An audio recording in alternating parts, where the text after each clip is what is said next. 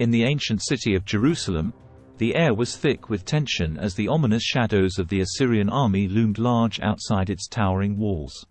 The once mighty city, known for its rich history and revered as the heart of the kingdom of Judah, now faced an existential threat.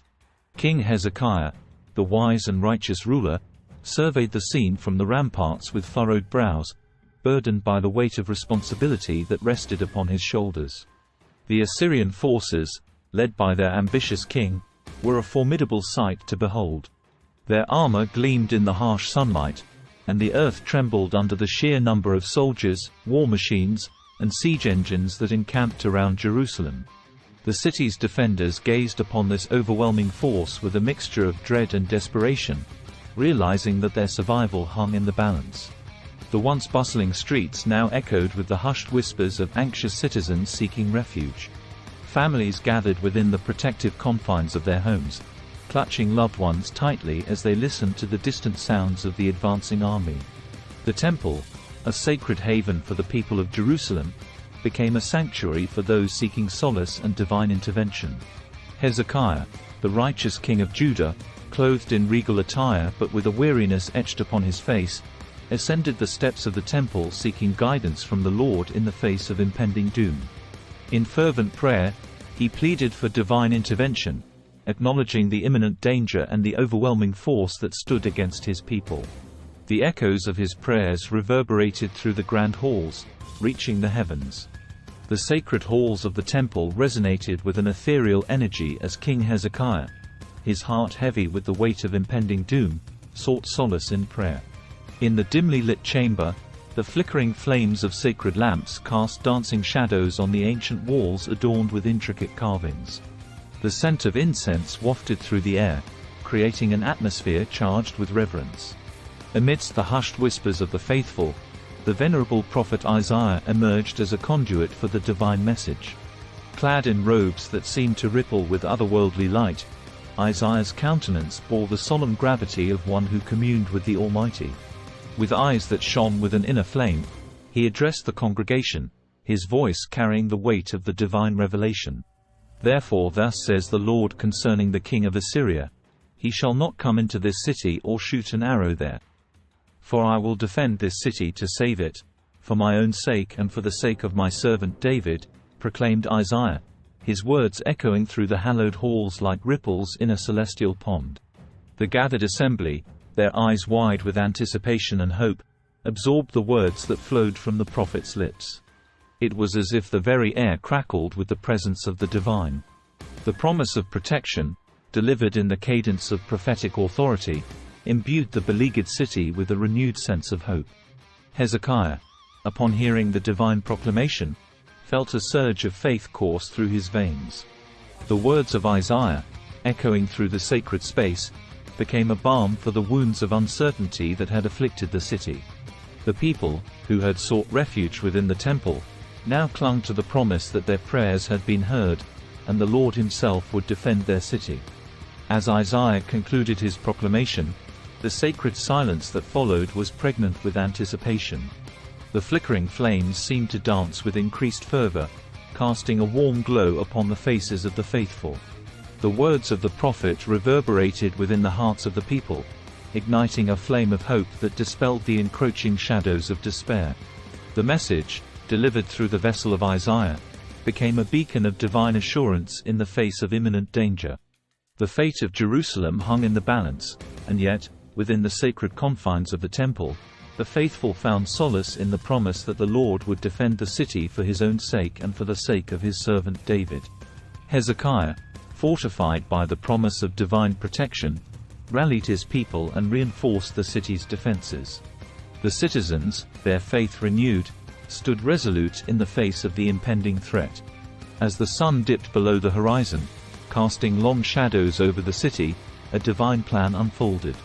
As the moon hung low in the ink-black sky, bathing the world in an ethereal glow, a celestial stillness enveloped the Assyrian camp. The sprawling tents, arrayed in meticulous order, cast elongated shadows that seemed to dance with the flicker of distant campfires.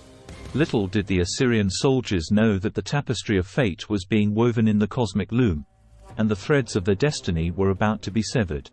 Unseen by mortal eyes, the angel of the Lord descended upon the camp like a divine apparition. Cloaked in celestial radiance, the celestial warrior moved with an otherworldly grace, his luminous form casting a gentle glow upon the sleeping soldiers. The night itself seemed to hold its breath in reverence as the celestial being navigated through the labyrinth of tents, a harbinger of divine retribution. The vast army of the Assyrians lay in restless slumber, oblivious to the impending peril that hovered over them.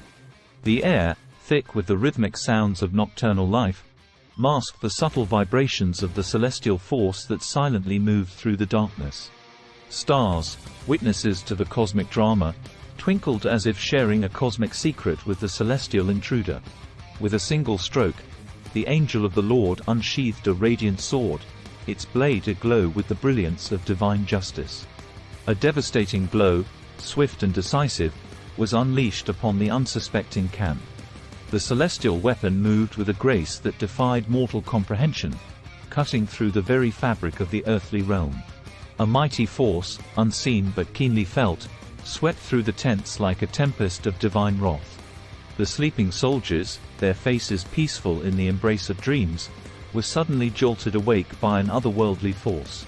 In an instant, 185,000 Assyrian warriors lay lifeless in their tents, their expressions frozen in eternal surprise. The aftermath was a surreal scene, a once formidable army, now reduced to a sea of lifeless bodies beneath the vast expanse of the starlit sky. The celestial warrior, having executed the will of the Almighty, faded into the night like a wisp of cosmic mist, leaving behind a silence that resonated with the awe of celestial intervention. As the first rays of dawn painted the eastern sky in hues of pink and gold, the city of Jerusalem emerged from the veil of night, bathed in the soft glow of morning. The air, once thick with the scent of impending doom, now carried a sense of renewal and hope. The city's ancient walls, witness to countless trials and tribulations, stood tall and proud against the canvas of the awakening day. The morning sun cast its warm embrace upon the once menacing Assyrian camp that now lay vanquished, a graveyard of earthly ambition beneath the celestial tapestry. The vast army, which had threatened the very heart of Jerusalem, was now reduced to a silent testament to the limits of mortal power in the face of divine intervention. Tents, once bustling with life, now hung limp in the still morning air, their occupants forever stilled by the unseen hand of celestial justice.